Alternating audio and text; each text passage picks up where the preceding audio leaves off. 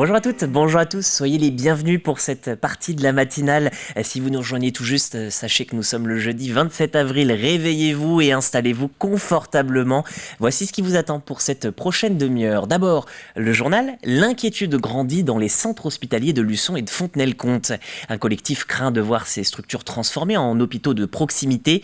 Et si cela se fait, certains services pourraient être fermés définitivement, et notamment celui des urgences. Dans l'actualité également, nous reviendrons sur ce chantier un peu particulier à Barbâtre. La ville se dote d'un cimetière paysager.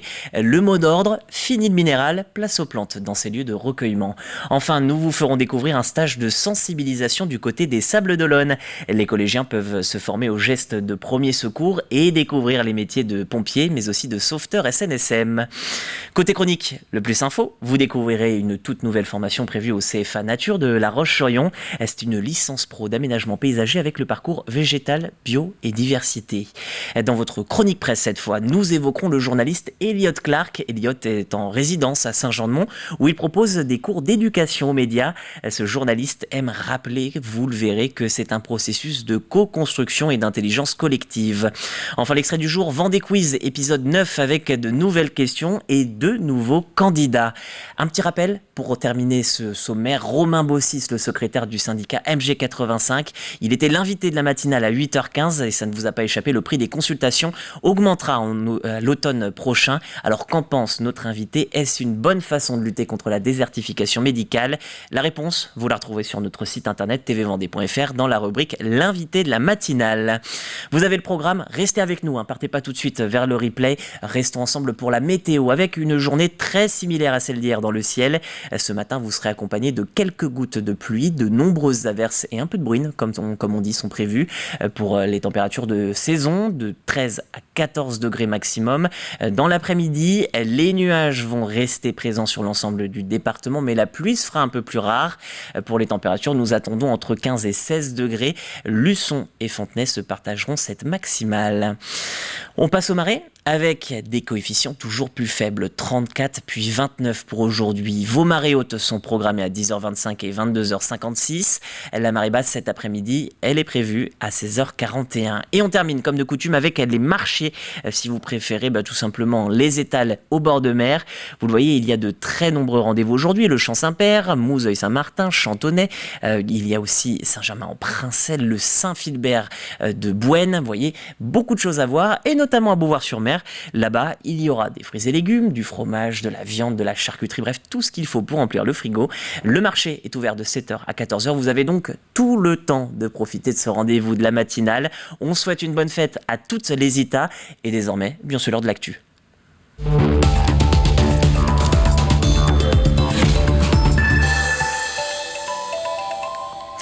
On débute, comme promis, à Luçon avec cette inquiétude. Quel avenir pour le centre hospitalier? Les établissements de l'Île-Dieu, la Châtaigneraie puis Montaigu-Vendée ont tous évolué en hôpitaux de proximité. Les Luçonnais craignent de subir le même sort. La rumeur inquiète en tout cas les syndicats et un collectif de patients sans médecin. Ils organisaient hier une conférence de presse pour faire le point sur la situation. L'hôpital de proximité, c'est l'obligation d'aller se faire soigner ailleurs. C'est en tout cas la crainte de l'Union locale CGT de Luçon et du collectif Patients sans médecin Sud-Vendée Littoral. Leurs représentants étaient réunis ici ce mercredi devant les urgences de l'hôpital de Luçon pour exprimer leur peur de voir fermer certains services. Car si le nom hôpital de proximité peut réjouir, il implique dans les faits de potentielles fermetures. Il est défini juridiquement comme une structure sans obstétrique ni chirurgie, ce qui veut dire sans maternité ni bloc opératoire, et c'est déjà le cas ici à l'hôpital de Luçon.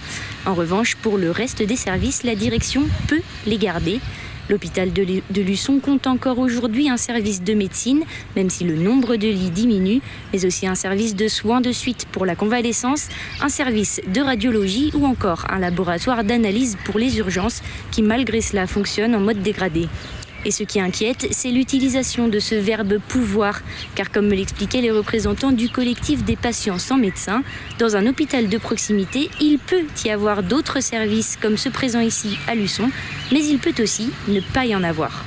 Et vous l'aurez compris, le collectif craint de ne pas avoir de service des urgences. Parmi les personnes présentes lors de cette réunion, des représentants du centre hospitalier de Fontenay-le-Comte qui craignent de voir leur hôpital prendre le même chemin que celui de Luçon.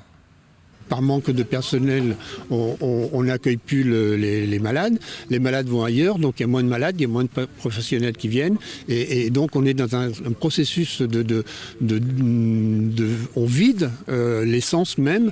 On est dans une situation en fait de gestion d'entreprise privée.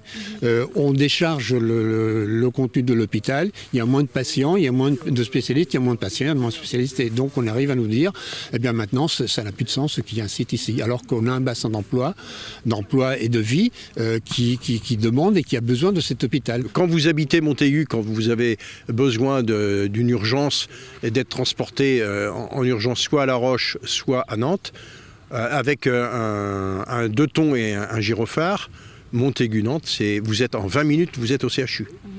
Luçon, quelquefois, il faut plus d'1 heure pour rejoindre La Roche-sur-Yon.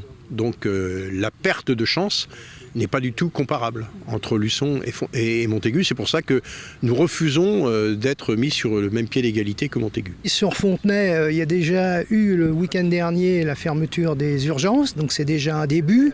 Il y a toujours les menaces qui pèsent sur le maintien de la maternité sur Fontenay-le-Comte.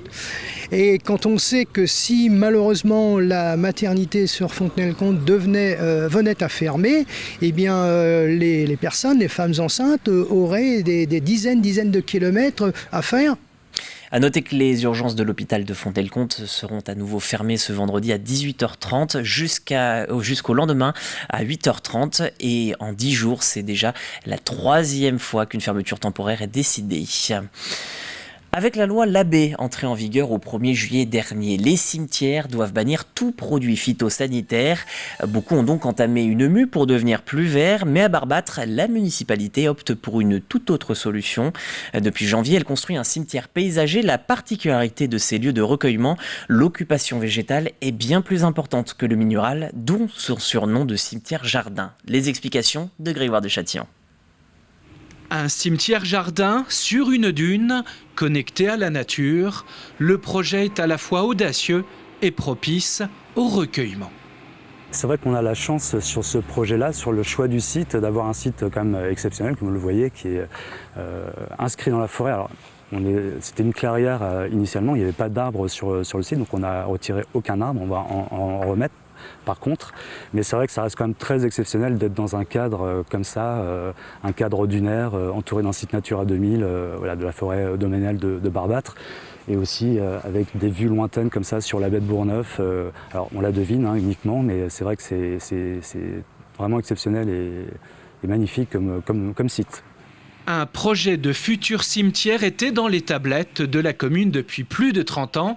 Le maire de Barbâtre, emballé par le site et par la conception du cimetière paysager avec ses lignes tout en courbe, s'y verrait bien quand le moment sera venu, sauf qu'il s'est déjà malheureusement engagé ailleurs. J'ai une concession dans la cimetière actuelle depuis très longtemps. Bon, je verrai, ça me donne envie, ça me donne envie. Alors non pas de mourir tout de suite, mais j'emploie souvent la phrase qui est de dire que c'est un projet pour bien vivre sa mort. 12 caveaux ont été creusés, à terme jusqu'à 300 concessions pourrait voir le jour. C'est vrai que c'est un projet qui est fait pour durer plus de 100 ans. C'est un projet où évidemment on doit être très humble quand on l'aborde, parce que ça nous dépasse largement. Donc voilà, c'est une vraie inscription dans un temps très long. Démarré en janvier dernier, le futur cimetière paysager de la commune de Barbâtre, situé sur l'île de Noirmoutier, sera en partie terminé en juin et totalement abouti à l'automne prochain pour l'ultime chantier de plantation. Le 18 avril, Fontenay-le-Comte organisait son conseil local de sécurité et de prévention de la délinquance. Une réunion assez fréquente dans les communes vendéennes en ce premier trimestre 2023. Le temps d'une matinée, les institutions impliquées dans la lutte contre les différentes formes de délits se rassemblent pour faire le point sur l'année passée et comment améliorer les situations si besoin est. À l'issue de cette commission, une convention de rappel à l'ordre a été signée entre la municipalité et la procureure de la République au tribunal judiciaire de La Roche-sur-Yon. Les auteurs de délits mineurs pourront ainsi être convoqués par le maire. C'est une convention qu'on appelle convention de rappel à l'ordre, qui est conclue entre le procureur de la République et le maire d'une commune, et c'est destiné au traitement de ce que j'appelle les irritants du quotidien, c'est-à-dire des petits faits qui ne sont pas véritablement des infractions pénales, qui ne sont pas véritablement des actes de délinquance, mais qui sont perçus comme, je dirais, troublant la tranquillité publique des citoyens. Ça peut être du dépôt de déchets, de sacs de poubelle sur la voie publique. Et la convention de rappel à l'ordre a pour objectif de convoquer si je puis dire, les contrevenants en vue précisément d'un rappel à l'ordre avec tout le caractère solennel que cela induit devant le maire ou son représentant. Pour les vacances, la municipalité des Sables-d'Olonne propose des stages découvertes à destination des collégiens. L'un d'eux est une sensibilisation au secourisme avec des ateliers ludiques et des sorties. Une sortie à Nantes, par exemple prévue demain avec un escape game, mais en ce début de semaine, les jeunes ont pu découvrir le bateau de la SNSM et suivre une journée de formation avec les sauveteurs et les pompiers. Récit de ces premiers jours de stage avec Agathe Poulet. Moi, je suis secouriste, je suis sauveteur. Je viens récupérer le mousqueton. Je viens récupérer un anneau et je viens fermer la bouée. En pleine immersion, ce groupe de jeunes va être initié aux différentes interventions des sauveteurs en mer. L'occasion de découvrir le métier de nageur-sauveteur et d'apprendre les gestes de premier secours. J'ai appris que, par exemple, quand on doit lui tenir la main et on doit lui dire « Monsieur, est-ce que tout va bien? Est-ce que vous m'entendez ?» Je fais du surf et pour moi, c'était aussi important d'apprendre les techniques de sauvetage. J'aimerais bien pouvoir passer mon BNSSA à 16 ans. C'était pas que du sauvetage, il y avait aussi plein d'autres trucs dans le métier de sauveteur en mer. Et que par contre c'était très sportif. Une matinée ludique et pédagogique pour ces apprentis sauveteurs. Les adolescents ont pu participer à 4 ateliers sur l'alerte et la réanimation, ou encore le sauvetage à la planche et à la bouée tube. Des jeunes volontaires et motivés qui montrent un réel intérêt à la sensibilisation au secourisme. Des jeunes courageux, puisque l'eau était aujourd'hui à 12 degrés. C'est grâce à ce type d'activité qu'on génère peut-être des vocations. L'idée, c'est également de former des acteurs citoyens autour du secourisme, autour du sauvetage. Rappelons que n'importe qui peut être témoin d'une situation et peut agir le cas échéant. Cette activité fait partie du stage découverte du programme Ado Action mis en place pour la première fois par la ville des Sables-d'Olonne. L'objectif est de proposer des vacances pour mieux connaître son environnement tout en s'amusant. C'est vraiment encourager ce civisme à la vendéenne, ce civisme à la sablaise, c'est-à-dire je connais ma cité, je l'aime et je fais en sorte de m'y engager. Pendant cette semaine de vacances en partenariat avec la SNSM, les adolescents ont pu visiter le bateau et aller au centre aquatique des Sables-d'Olonne. À la Gaubretière, une idée de sortie pour votre week-end. La Roucoule est de retour pour une nouvelle programmation avec une trentaine de concerts, la retransmission de la finale de la Coupe de France sur écran géant et sa traditionnelle grande roue. Pour débuter les festivités et marquer les 7 ans de Mindron Productions, un spectacle son et lumière nocturne avec des drones est prévu demain dès 20h. Ce sera juste après un concert de Joyeux Bordel puis DJ Fanou. C'est un spectacle qui a été produit à Dubaï, à Euro Disney, pour la première fois dans l'ouest de la France. Un spectacle de 400 drones. Donc ça va être juste incroyable. C'est l'histoire de l'humanité, voilà. Et c'est gratuit, sans réservation. Ça va être un moment complètement improbable, hors du temps. Je précise simplement que le spectacle des drones constitue à lancer ce festival, ce sera unique, c'est pour l'ouverture, en fait, entre guillemets, de ces 17 jours de fête. Avant de refermer cette édition, comme chaque jour, parlons météo. On prévoit pour ce matin de nombreuses précipitations sur l'ensemble du département, de la Barre-de-Mont à Benay, de l'Aiguillon à la Presqu'île à 13 vents. Pour les températures, vous le voyez sur votre écran, le thermomètre devrait afficher entre 12 et 13 degrés. 12, c'est plutôt à l'est, vers Montaigu-Vendée, la Châtaigneraie, Pouzauges ou encore Chantonnay. Pour le reste du département, vous le voyez, 13 à Fontenay-le-Comte, les Sables-d'Olonne, l'Île-Dieu ou encore Challans. Mais gardons le sourire, les pluies devraient s'interrompre dans la journée, il n'y aura que des averses dans l'après-midi. C'est ainsi que s'achève ce journal, un point présent sur la suite de votre programme. Dans quelques instants, la chronique presse, nous parlerons de ce journaliste qui a accepté une résidence à Saint-Jean-de-Mont. Sa mission, faire de l'éducation aux médias pour que le public comprenne mieux la fabrique de l'information et ce métier parfois méconnu ou redouté par certains. Dans votre extrait du jour, un inédit de Vendée Quiz, de nouvelles questions à découvrir. L'une d'elles concerne d'ailleurs le gentilé d'une commune. Peut-être aurez-vous la réponse. Mais avant de voir tout cela, on retrouve le Plus Info.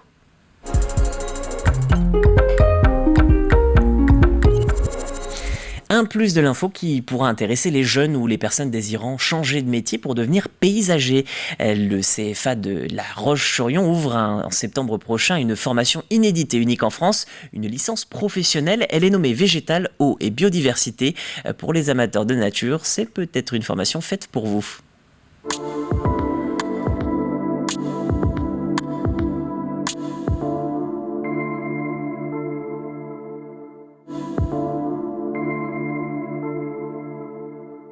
La licence aménagement paysager, c'est une licence professionnelle qui s'adresse à des Bac plus 2 et donc qui vont obtenir un Bac plus 3 dans le domaine du paysage. Donc c'est une licence professionnelle qui est portée par le CFA Nature et l'IUT de La Roche-sur-Yon. Une licence professionnelle qui a pour objectif de former des techniciens, des chefs d'équipe qui vont travailler dans des aménagements paysagers, qui vont prendre en compte donc le végétal, qui vont se recentrer sur le végétal, qui vont prendre en compte la gestion de l'eau, la gestion des sols et également prendre en compte la biodiversité. C'est le principe de l'alternance. Donc il y aura vraiment des périodes en centre, ici, de 2-3 semaines, et qui vont alterner avec des périodes en entreprise où les étudiants sont sous contrat et travaillent avec l'entreprise et se forment comme ça. Alors il y a une partie qu'on appelle les projets tutorés, où ils vont analyser un chantier, mais vraiment dans le cadre de la transition écologique, où ils vont vraiment appréhender un chantier. C'est une partie qu'ils vont faire en autonomie par petits groupes. L'idée, c'était d'offrir une formation complémentaire au BTS aménagement paysager et gestion protection de la nature du lycée nature. Donc on a commencé avec une enquête auprès de 150 structures professionnelles au niveau régional et ils nous ont fait ressortir 3 thématiques importantes qu'ils rencontraient, donc les thématiques de l'eau, du végétal et de la biodiversité. Donc ça va leur apporter vraiment une approche durable approfondie sur les aménagements paysagers et puis une plus solide culture scientifique sur la biodiversité et puis la gestion de l'eau. Les entreprises privées se sont beaucoup orientées sur la construction paysagère sur les dernières décennies. Et là, on sent qu'il y a une attente de la société qui est différente avec un retour du végétal. Et du coup, dans les entreprises, on attend que la nouvelle génération, elle apporte les compétences pour répondre à ces nouvelles attentes de la société.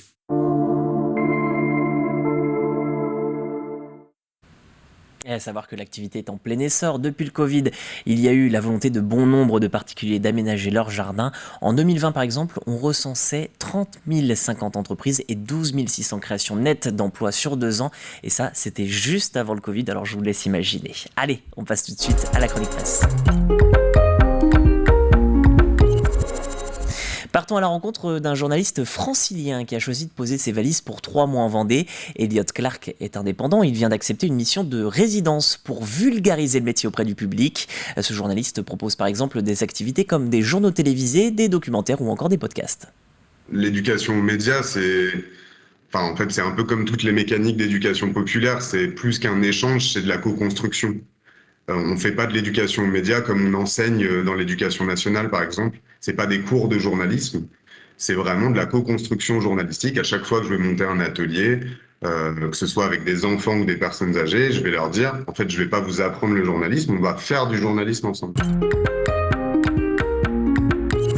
J'ai des ateliers très très variés. Aujourd'hui, par exemple, je vais à l'espace jeune de Notre-Dame-de-Mont et on va faire plutôt du documentaire. Donc l'idée, c'est de construire avec eux sur une semaine, donc sur un temps très court, un mini-documentaire sur une thématique de leur choix. Là, je viens de finir le montage de podcasts avec, pareil, des primaires, où on a fait des podcasts à partir d'une visite qu'ils ont fait des chantiers navals de Saint-Nazaire. Beaucoup de journalistes, malheureusement, sont en région parisienne, ou en tout cas en zone urbaine. Et donc, c'est hyper important de se réancrer territorialement et de en fait, passer du temps avec les gens pour bien comprendre les enjeux d'un territoire spécifique, surtout quand c'est des territoires ruraux où en fait, l'actualité n'est pas toujours mise en lumière au niveau national. Et où du coup, quand on vient pas du territoire, on n'a pas forcément une connaissance très précise des enjeux locaux.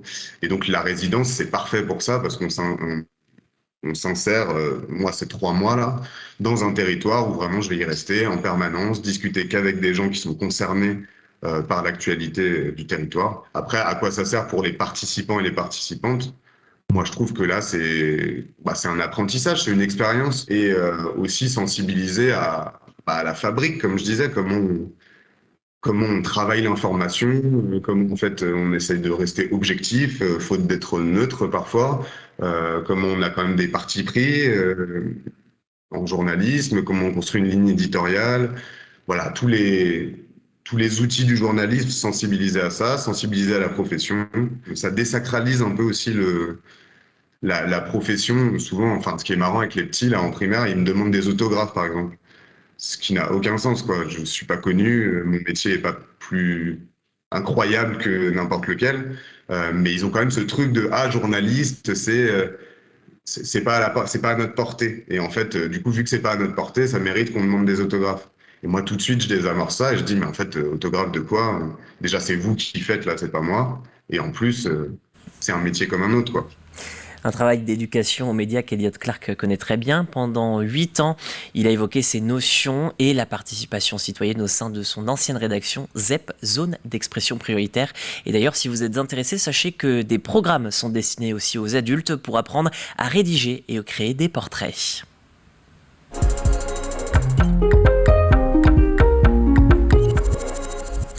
Vendée Quiz, avec des questions sur notre beau département littoral. Mais ce matin, on reste dans les terres avec nos 2 candidats. Au programme, une question sur le gentilé des habitants d'une ville du bocage vendéen. C'est parti, regardez cette image, on va s'intéresser à Saint-André-Gouldois. Et ma question c'est, comment s'appellent les habitants de Saint-André-Gouldois ?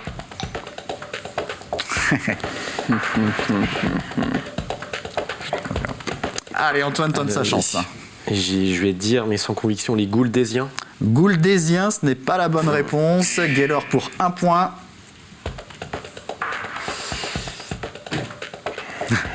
Tentez quelque chose au hasard. Les Gaulois. Les Gaulois ? Non plus. Mais Antoine, vous étiez très proche avec les Gouldaisiens, puisqu'il s'agissait des Gouldoisiens et les Gouldoisiennes, les habitants de Saint-André-Gouldois. C'était tout proche. Allez, un petit clip vidéo avant la deuxième question.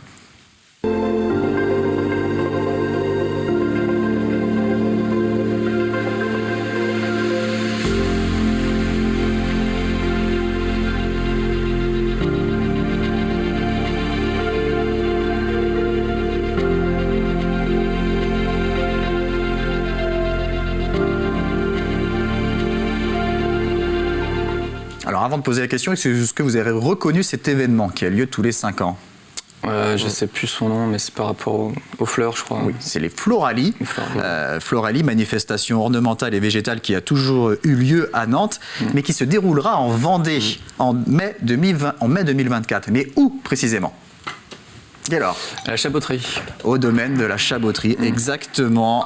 Ça se passera donc en mai 2024 et donc c'est les Floralies qui vont être délocalisées et on regarde justement la suite du clip.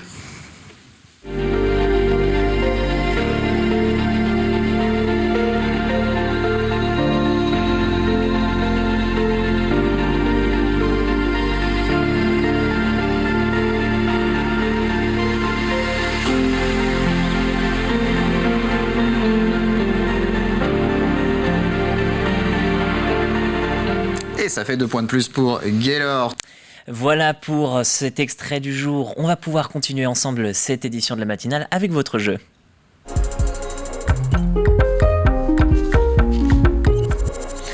Votre question cette semaine, eh bien, si vous ne la connaissez pas, la voici. Quel était le métier des frères Martel? Deux frères dont nous avons parlé la semaine dernière. C'était dans un sujet de Grégoire de Châtillon, dont vous voyez un petit extrait sur votre écran. Ils étaient au cœur d'un ouvrage qui revenait justement sur leur attachement à la Vendée. Ils sont nés à Nantes, mais ils ont longuement vécu en Vendée et ils y ont travaillé. Ils ont laissé d'ailleurs là-bas une quarantaine d'œuvres, et notamment les oiseaux de mer, mais aussi les danseurs du bocage. Alors si vous connaissez la réponse à cette question, quel était leur métier, vous pouvez tout simplement vous rendre sur tvvendée.fr dans la rubrique jouer, et vous serez peut-être tiré au sort demain pour remporter un bouquet de fleurs préparé par Coralie Vinet des Singulières. Voilà pour ce jeu, je croise les doigts pour vous, mais je vous souhaite également une très très bonne journée. C'est déjà la fin de cette matinale. Pas de panique, on se retrouve dès demain à 7h du matin, mais si vous voulez avoir de l'info à 12h30, vous pourrez retrouver et écouter Diane Delangle sur ce même plateau. Bonne journée sur TV Vendée.